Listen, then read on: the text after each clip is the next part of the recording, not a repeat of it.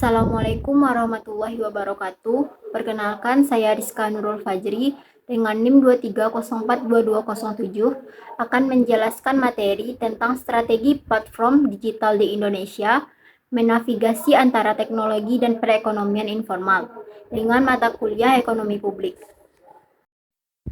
Materi pertama yaitu konsep platform digital dan perekonomian informal.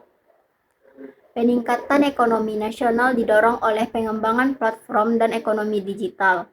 Pemerintah terus mengembangkan ekonomi digital karena melihat potensi besar yang dimiliki Indonesia, seperti populasi besar dan pangsa pasar luas.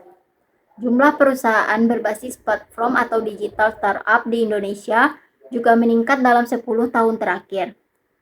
Namun, perusahaan-perusahaan ini beroperasi di perekonomian informal yang tidak diatur.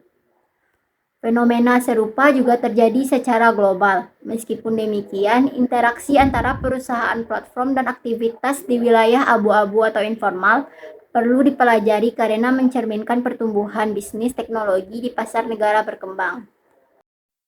Selanjutnya yaitu model perekonomian informal. Yang pertama, perekonomian eksklusi.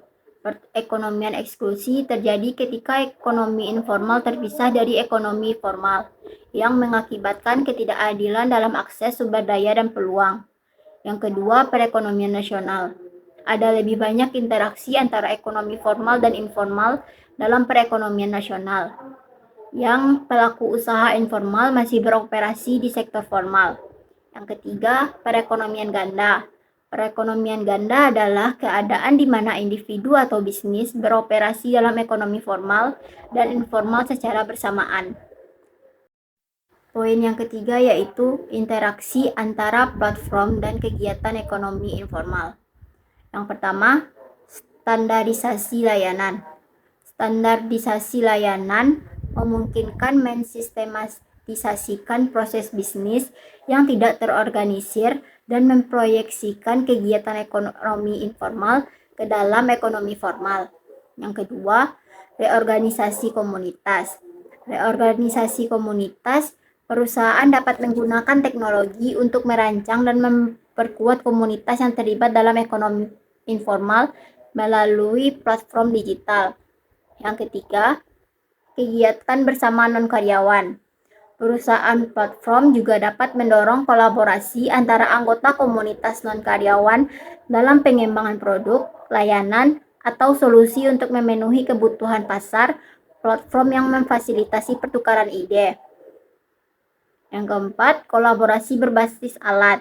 Kolaborasi berbasis alat berfungsi sebagai media interaksi di mana platform membangun struktur dan menyediakan motivasi bagi usaha mikro untuk beradaptasi.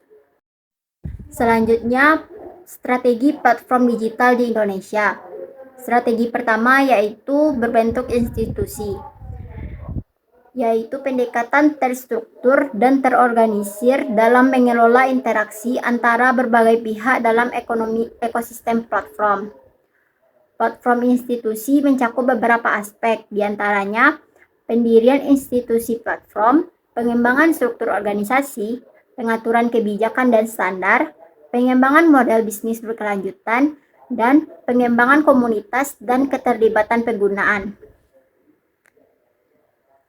Yang kedua yaitu strategi platform dalam perekonomian informal. Strategi platform ini memerlukan pendekatan yang peka terhadap dinamika sosial, ekonomi, dan budaya yang unik dalam konteks tersebut. Strategi ini dapat diterapkan dalam perekonomian informal, yaitu pemahaman kebutuhan lokal, penggunaan teknologi yang tepat, mendorong kolaborasi dan jaringan, mengatasi tantangan infrastruktur, dan pemberdayaan pekerjaan informal. Selanjutnya, dampak teknologi dan aktivitas ekonomi di platform digital. Yang pertama, determinan dan motivasi kewirausahaan digital, yang meliputi aksesibilitas teknologi, potensi pasar yang luas, dan inovasi teknologi. Yang kedua, hambatan kelembagaan yang dapat mempengaruhi kewirausahaan digital, yaitu meliputi kurangnya regulasi yang sesuai, akses terbatas terhadap infrastruktur digital cepat terjangkau, dan kurangnya literasi digital. Yang ketiga, pembangunan legitimasi. Pembangunan legitimasi dalam ekosistem platform digital sangat penting, karena kepercayaan pengguna terhadap platform, produk, dan layanan yang ditawarkan adalah kunci dalam membangun legitimasi. Poin terakhir yaitu batasan platform digital. Batasan platform digital terdiri dari 3 jenis, yaitu ruang lingkup perusahaan platform, di mana keputusan strategis harus memperhitungkan cakupan perusahaan platform termasuk misi, visi, nilai, tujuan, dan strategi bisnis. Yang kedua, konfigurasi dan komposisi platform yang meliputi keputusan strategis harus mempertimbangkan konfigurasi dan komposisi platform termasuk infrastruktur, model bisnis, struktur organisasi, kebijakan, dan regulasi yang mendasarinya. Yang ketiga, antarmuka digital.